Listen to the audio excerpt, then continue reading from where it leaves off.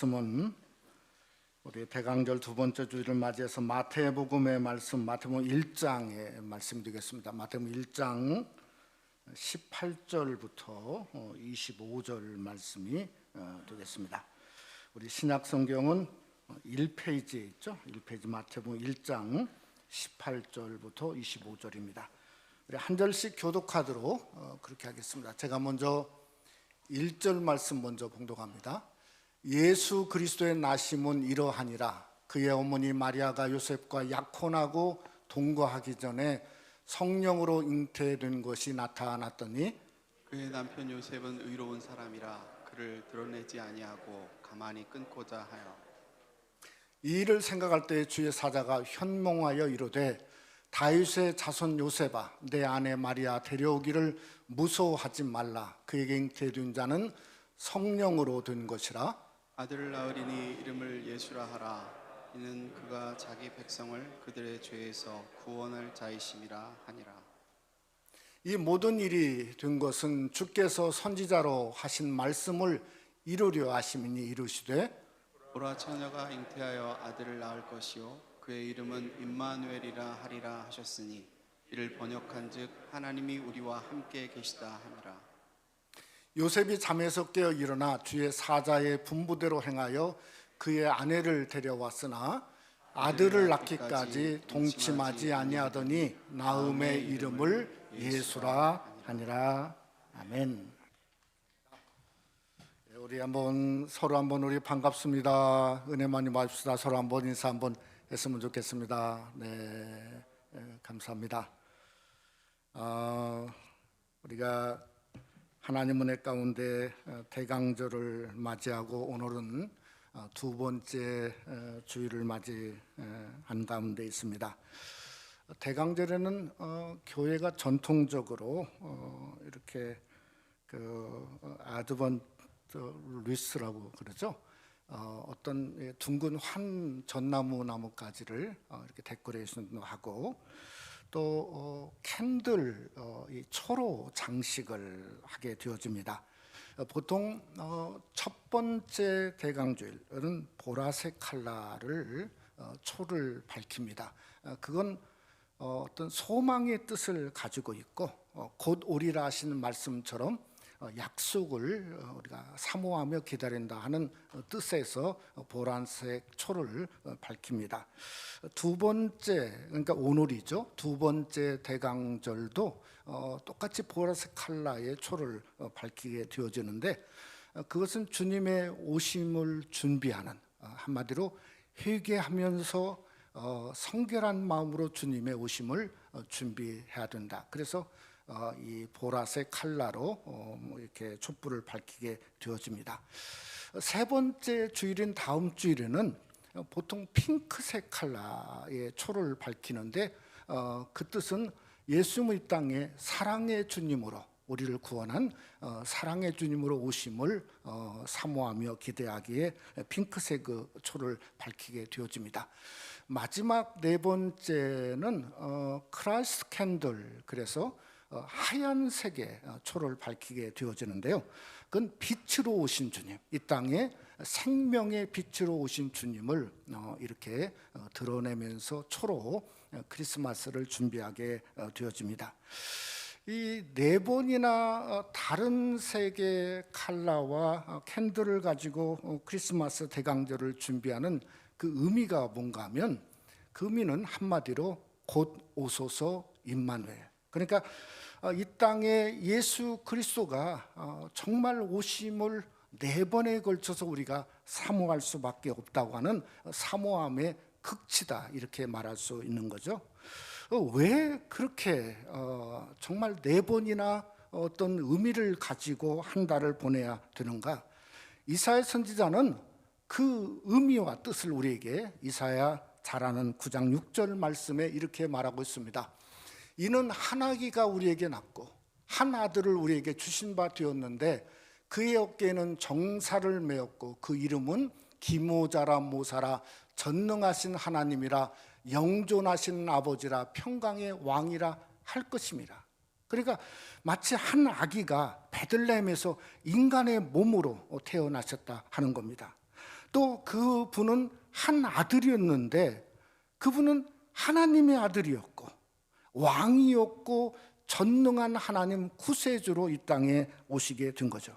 그러니까 모든 인류를 구원할 그 구세주를 4번이 아니라 10번 수없이라도 우리는 성탄을 사모하고 사모할 수밖에 없다고 하는 대강절의 의미가 초를 통해서 우리에게 말씀하고 있다는 겁니다.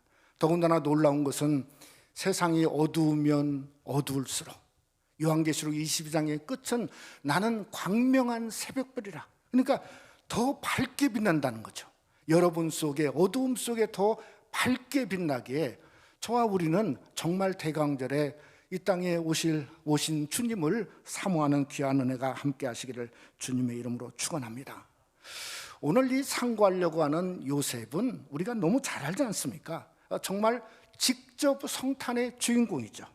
또 25절에 보면 그 이름을 예수라 하니라, 그러니까 예수 그리스도의 이름을 지은 한마디로 성탄의 사람이 요셉이지 않습니까? 근데 요셉이 처음부터 그리스도를 사모했던 게 아니고 오늘 성경에 보니까 가만히 끊고자 했다, 이렇게 성경은 말하고 있어요. 그러니까 마치 끊어버리는 것처럼 폐하고 파산의 의미를 갖고 있죠. 그러니까 이 요셉은 성탄을 사모할래야 사모할 수 없었던 사람이었다, 이렇게 성경은 우리에게 말할 수 있다는 거예요. 여러분, 끊고자 한 것은 사실 어떤 면에서 요셉에게는 그저 인생의 끝을 이렇게 이야기하고 있는 거죠. 왜냐하면 정혼했는데 갑자기 임신한 것을 알게 되니까 그 정혼이 파혼으로 가는 상황인데, 한번 어떻게 생각해 보면 그저 인간관계가 이게 끊는다고 끊어지는 게 인간관계가 아니지 않습니까? 그러니까 인간관계는 그렇게 될 수 없는데, 그래서 어떤 면으로 보면 가정의 상처가 정말 근본적인 평생 어떤 아픔과 고통으로 몰고 오는 이유가 저는 여기에 있다고 생각합니다.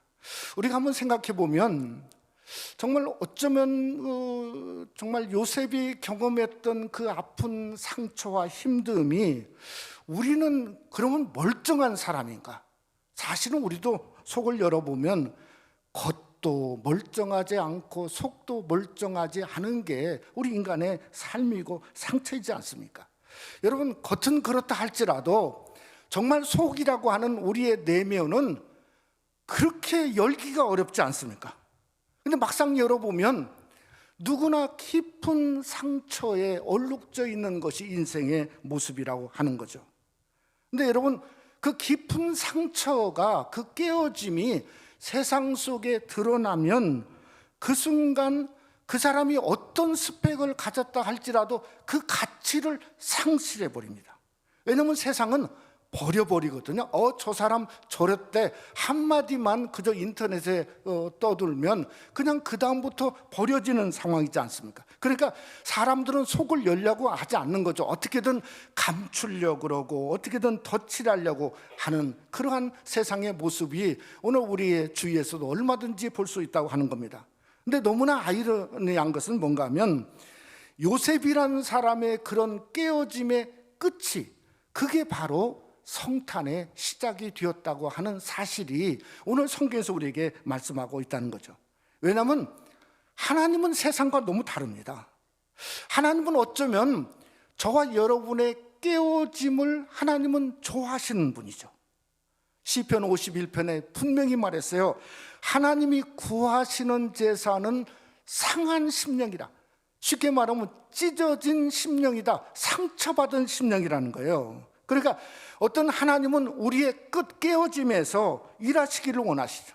예레미야 18장에 보면 토기장이의 비유가 나오지 않습니까? 토기장이가 그저 그릇을 빚다가 파상된 진흙이 그저 망가졌는데 버렸습니까? 결코 버리지 않죠. 성경 말씀에 보면 자기 소견에 좋은 대로 다른 것을 만들더라, 성경은 말씀하고 있는 거죠. 그게 주님의 모습이죠. 그저 우리는 어쩌면 그저 진흙처럼 파상되고 벌어진다 할지라도 하나님은 버리지 않고 그것을 하나님 보시기에 좋은 그릇, 다른 것으로 만드신 반이 우리의 하나님이시죠. 그래, 우리의 깨어짐 속에 하나님은 그 속에 아름다움을 집어넣고 영광을 집어넣고 정말 하나님의 새로운 작품을 만들기를 원하시는 분이 바로 깨어짐 속에 드러난 우리의 하나님의 놀라운 모습이라고 하는 겁니다. 저는 이것이 성탄의 본질 중에 하나라고 생각합니다. 그래서 요셉이 자기의 어떤 인생의 끝자락에서 성탄의 본질을 경험하게 되었고, 성경은 요셉을 향해서 의로운 사람이라, 의인이라 말하게 되었고, 그는 예수라고는 이름을 지은 자가 되었을 뿐만 아니라 예수 그리스도를 나으니 품에 안고 키웠던, 한마디로 성탄의 사람이 되게 되었다고 하는 겁니다. 오늘 우리가 대강절 둘째 주일을 맞이해서 정말 어쩌면 하나님이 저와 여러분에게 원하시는 심령이 뭘까? 그게 바로 깨어진 심령이죠. 그래서 대강절 둘째 주일은 뭔가 회개의 주일이에요. 하나님 앞에 깨어진 심령을 바라보면서 회개하는 그 회개의 심령을 우리가 주님 앞에서 활짝 한번 마음을 열어놓고, 우리 하나님이 내 마음을 터치하시고 내 깨어진 상처 속에 다가오시고 문을 열게 하시고, 그때의 끝이 아니라 끝이 성탄의 시작이 되는 귀한 은혜가 여러분 속에 함께 하시기를 주님의 이름으로 축원합니다. 그래서 오늘 말씀을 상고하면서 정말 이 회개의 주일에 어떻게 하든지 우리를 찾아오시고 그저 요셉의 문을 열고 함께 하셨던 그 놀라우신 그 하나님의 역사가 우리도 성탄을 예비하고 준비하고 사모하는 진정한 성탄의 사람이 되는 은혜가 오늘도 말씀을 상고하는 우리 속에 함께 하시기를 원합니다.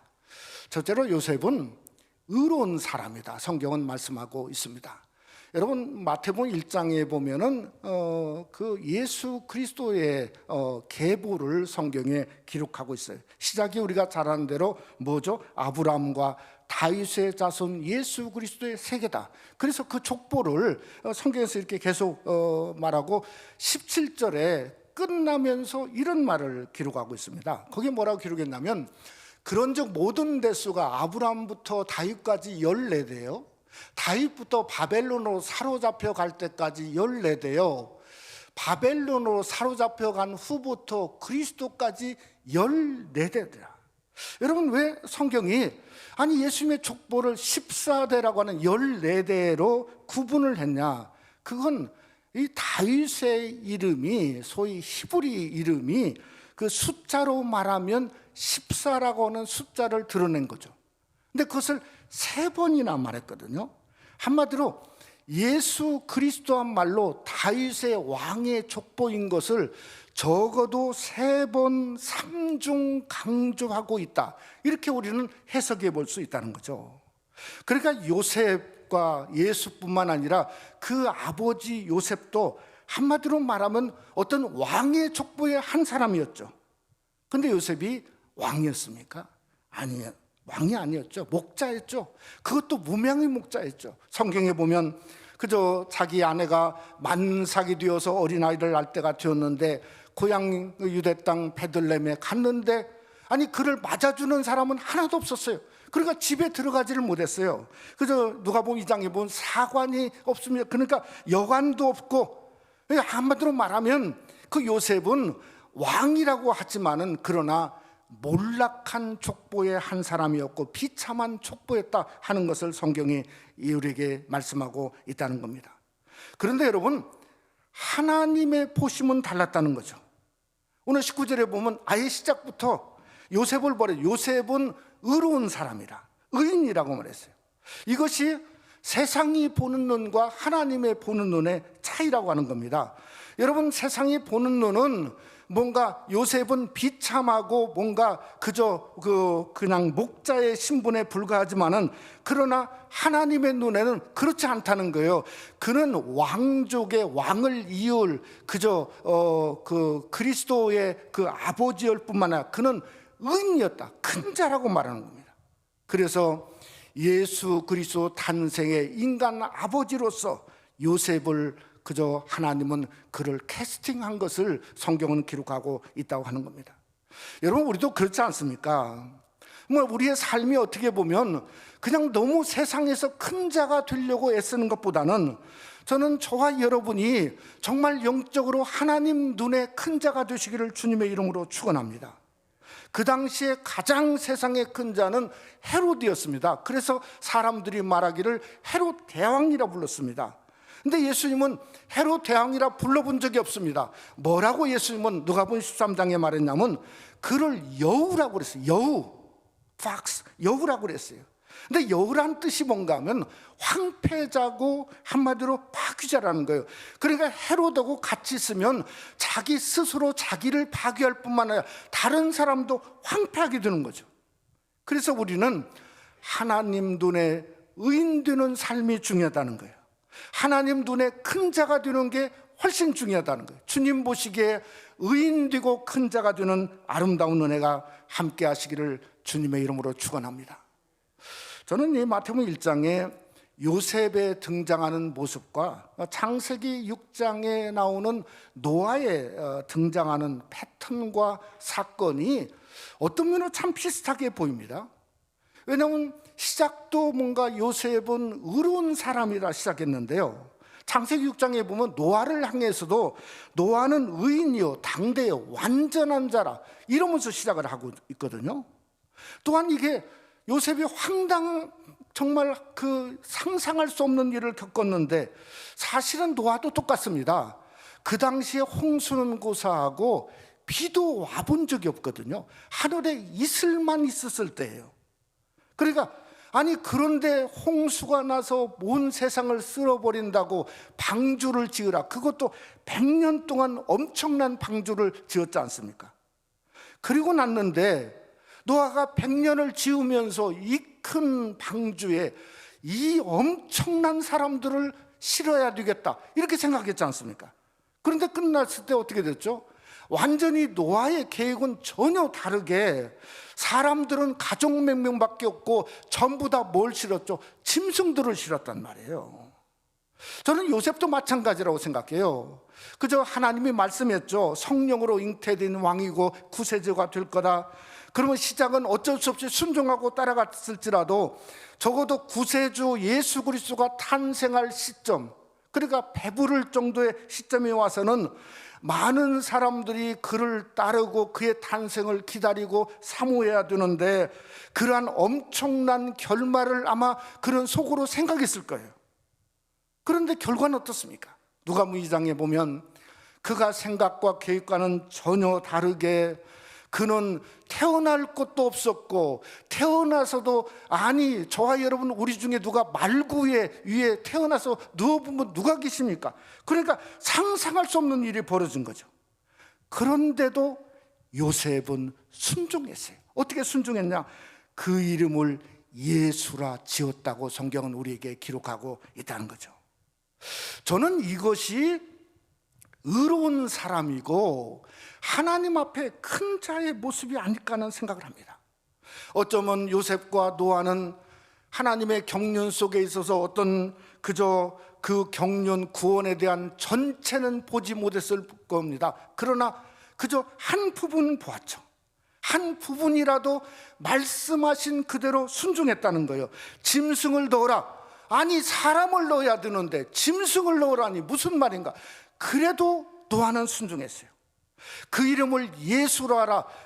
말구에 누였는데 그 이름을 예수라 그저 지었다고 하는 거, 그건 순종했다는 거예요. 그러니까 한마디로 하나님 앞에 큰 자는 하나님의 말씀 뜻에 순종하는 것 위에는 어떤 옵션도 갖지 않은 자가 누군가, 그게 바로 하나님 앞에 큰 자고 우리가 크리스마스의 신앙이 바로 그런 신앙이 아닐까 하는 생각을 하게 되어지는 겁니다. 여러분 요셉의 시대를 생각해 보면 한마디로 출구가 없었습니다. 예수를 낳았다고 그게 끝이 아니었어요.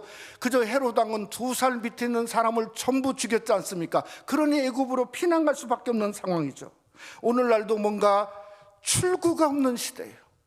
점점 새로운 변종이 나타나고 이 세상이 2022년도를 맞이하는데 어떻게 될지 아무도 모릅니다. 그런데 이 요셉이라는 사람은 그러한 출구가 없는 와중에도 순종의 길을 걸었다고 하는 겁니다. 사랑하는 성도 여러분, 만약 여러분의 삶 속에 인생의 길이 혹시라도 막혀 있다고 한다면, 출구가 없는 생각이라고 한다면 첫째 무엇을 생각하나? 나는 의인되고 있는가? 예수 그리스도 한 분만 바라보며 주님의 뜻만 생각하는 요셉처럼 의인되고 있는가, 이걸 먼저 생각해 보셔야 돼요. 두 번째는 뭔가 나는 의인의 길을 걷고 있는가, 요셉처럼 하나님 말씀대로 그 길을 걷고 있는가. 세 번째는 출구는 안 보인다 할지라도 말씀하신 그대로 예수라고 이름 짓고 있는가. 적어도 이 세 가지가 우리가 하나님 앞에서 이 어려운 시대, 암울한 시대, 앞이 안 보이는 시대에 성탄에 하나님이 바로 이 세 가지를 우리에게 보고 있다고 생각합니다. 나는 의인 되고 있는가, 의인의 길을 걷고 있는가, 예수라 이름 짓고 있는가. 사랑하는 성도 여러분, 아무리 끝이 안 보이고 출구가 안 보인다 할지라도 우리가, 여러분과 저는 예수라 이름 짓는 요셉의 삶이 여러분, 우리의 삶이 되시기를 주님의 이름으로 축원합니다. 두 번째로 요셉은 기다림의 소통이 있었습니다. 지난 몇 개월 전, 한참 올해 여름철에 있던 일이죠. 캘리포니아의 요세미티에서 등반하던 한인 자매, 또 남편, 또 1살 된 여자아이, 또 한꺼번에 그 집에 같이 등반했던 개까지 한꺼번에 죽는, 같은 자리에서 그 엄청난 사건이 있어서 너무 이게 도대체 아무리 조사를 해봐도 사인이 없는 거예요. 사인이 무슨 자살한 것도 아니고, 무슨 뭐 독게스가 뭐 요세미티 지역에는 그것도 아니고, 도대체 어떻게 죽었는가. 얼마 전에 경찰이 발표를 했지 않습니까? 그 사인 원인이 뭔가 열사병이었다 이렇게 하는데, 아니 저는 개도 열사병으로 죽는지 모르겠어요. 하여튼 이게 참 이게 오리무중한 가운데 있는데, 제가 왜 이런 얘기를 하냐면, 제가 아는 목사님하고 만나서 얘기하는데, 그 딸 어머니가 권사님이신데 자기 교회 교인이래요. 근데 사건이 일어나고 나서 두문불출한대요. 망연자실해서 아무 얘기를 못하고. 예? 아니 여러분, 그러지 정말 너무 안타까워서 자기도 어떻게 그냥 기도 옆에서 기도하는 것밖에 없다고, 그런 목사님의 하소연을 들은 적이 있습니다. 여러분, 마태복음 1장에 요셉을 보니까요, 아무 말이 없어요. 아니 하필이면 구세주 탄생 좋습니다. 그런데 와임이, 아니 왜 내 아내에게 그런 일을 행해야 되냐, 아니 그런 어떤 원망이나 한탄이나 그저 뭔가 이런 말이 하나도 없어요. 누가복음 2장에 봤더니 더 자세히 나왔는데, 누가복음 2장도 아무 얘기가 없어요. 아무. 요셉은 성경에서 그가 얘기한 근심했다, 예수님이 예루살렘에서 성전에 있을 때 못 찾아서 근심했다는 말이 있는데 말은 한마디도 없어요. 근데 어느 날부터 제 마음속에 이런 생각이 들더라고요. 무슨 생각이냐면, 이 아무런 말이 없는 것이 어쩌면 요셉의 삶 속에 의인된 위대한 하나님과의 소통이 아니겠는가. 우리가 상상하지 못하는 완벽하고 기가 막힌 그 소통법이 여기 있다는 생각을 하게 되었습니다. 여러분, 그 근거로 요셉은 아무 말이 없지만은 하나님이 명령하신 그대로 전부 다 100% 순종했지 않습니까?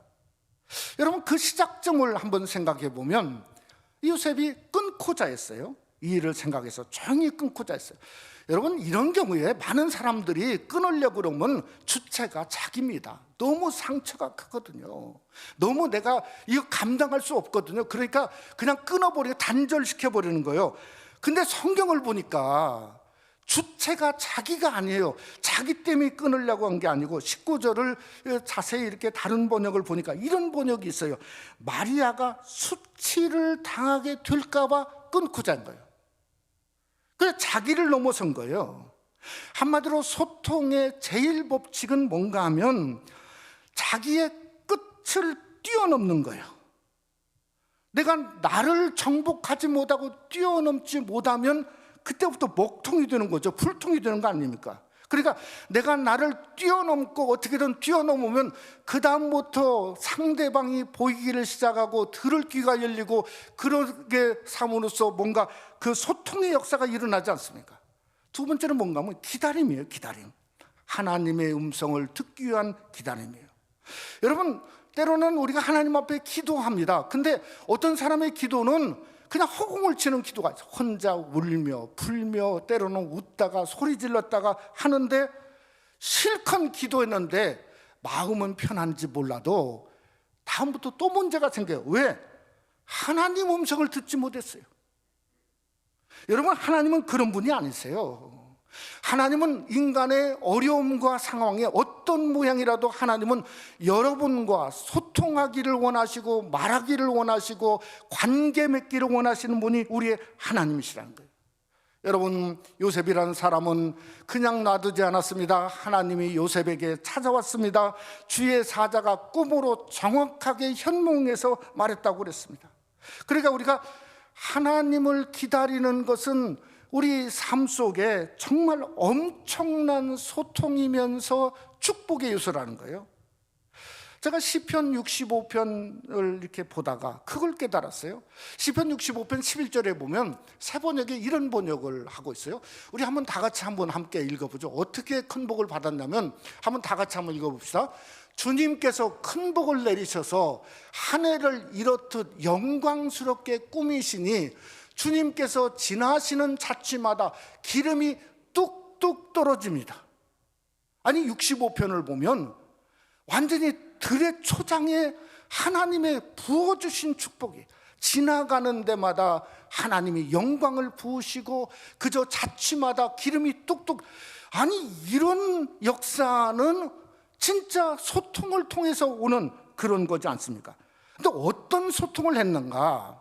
65편을 보면 1절에 이런 말이 있어요. 하나님이여 찬송이 시온에서 주를 기다리며. 이거다는 거 이거다. 그러니까 하나님이 말씀하실 때까지 나타나실 때까지 이 시편 기자는 소통법을 무엇을 선택했냐면 찬송을 선택했어요. 그러니까 찬송을 부르고 찬송하면서 하나님이 자기에게 나타난 것을 기다리고 있는 거예요. 그러다 보니까 아니 인생의 삶 속에 어려움이 있는데 자기의 그 깨어진 틈 속에 하나님은 그걸 채우셨어요. 기우셨어요. 뭘로 기우셨냐? 영광으로 채우시고 기름짐으로 채우시고 은혜로 채우시고 풍성한 복으로 채우시니 하는 말이 한 해가 이렇듯 영광스럽습니다. 주님께서 지나시는 자취마다 기름이 뚝뚝 떨어진다고 성경은 고백할 수 있는 것은 뭔가 바로 그것이 소통을 통해서 오는 하나님의 축복이라는 거예요. 여러분, 그래서 어떻게든 주님을 기다리시고 주님을 만나기를 원합니다. 여러분도 기도를 통해서 주님을 만나고 시편 65편의 기도 기자처럼 찬송을 부르면서 주님을 기다릴 때 그 그저 깨어진 틈 속에 하나님의 영광을 채우시는 은혜가 여러분 속에 함께 하시기를 주님의 이름으로 축원합니다. 저는 요셉을 보니까 가장 위대한 소통은 뭔가? 말씀을 기다리는 자입니다. 말씀으로 단련받는, 그래서 창세기에 나오는 요셉도 말씀이 응하고 단련할 때까지 하나님이 그를 사용하시고 역사하셨다 말씀하고 있습니다. 그래서 우리가 말씀에서 멀리 떠나면 우리는 다 잃습니다. 그저 뭔가 쓴뿌리와 엉겅퀴가 저주의 땅에서 나오는 것처럼 쓴뿌리와 엉겅퀴가 나올 수밖에 없습니다. 여러분, 예수님을 한번 보세요.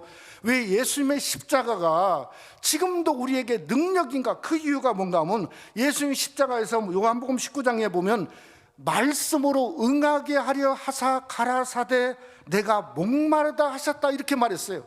한마디로 말하면 십자가에서 주님은 말씀이 이루어지고 그 말씀을 기다렸다는 거죠. 그래서 십자가는 능력의, 권능의, 소통의 도구라고 하는 겁니다. 사랑하는 성도 여러분, 우리가 성탄절에 요셉처럼 하나님의 말씀을 붙들고 말씀을 기다리는 위대한 소통자가 되시기를 주님의 이름으로 축원합니다. 여러분, 소통의 반대는 불통입니다. 그건 세상의 단어적 용어입니다. 실제로 불통은 뭔가 먹통이고 망통이 되지 않습니까? 그게 실제 삶이에요. 그 우리는 어떻게든 하나님이 주시는 소통의 도구들을 통해서 사용함으로 말미암아 하나님을 기다리고 하나님을 만나고 하나님의 음성을 듣고, 오늘 그저 요셉이 이 일을 생각한 것처럼 하나님을 생각함으로 말미암아 하나님이 열어주신 귀한 은혜가 삶 속에 임하며 드러나시기를 주님의 이름으로 축원합니다. 말씀을 맺고자 합니다. 한 2주일 전에 위스콘신주에 있는 미로키라고 하는 곳에서 어느 작은 마을에서 크리스마스 퍼레이드가 있었던 모양이에요. 요즘에 크리스마스란 단어를 쓰기가 쉽지 않고 미국뿐만 아니라 유럽도 크리스마스란 단어를 못 쓴다고 그럽니다. 그런 시대가 됐어요. 근데 크리스마스 퍼레이드를 벌였다? 이건 특별한 사건이죠. 근데 어떤 그 길에서 하는데 SUV 차량을 모은 어떤 그 SUV가 전속력으로 우연이 아니라 아예 그냥 목적을 삼고 그 퍼레이드에 전속력으로 달려 덮쳤어요. 45명의 사상자가 났는데 죽은 사람의 대부분은 어린아이들이 죽었어요. 어린아이들이. 이 사람이 누굴까 봤더니 가정폭력범이에요.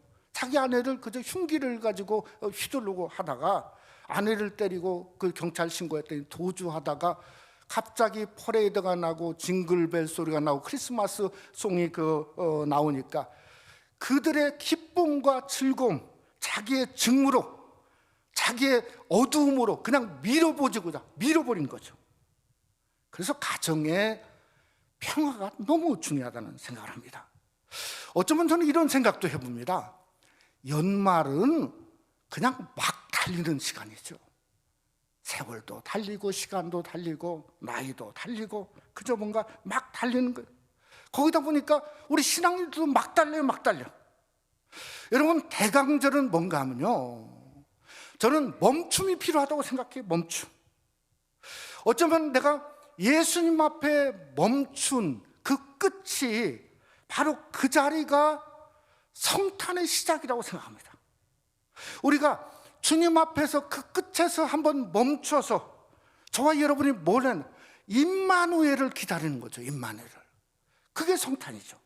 여러분, 시편 65편 1절 말씀 아까도 그저 말했지만 뭐라고 했죠? 하나님이여 찬송이 시온에서 주를 기다리오며 사람이 소원을 주께 이행하리이다. 그러니까 저와 여러분이 이 성탄은 뭔가 어디서 일어나는가?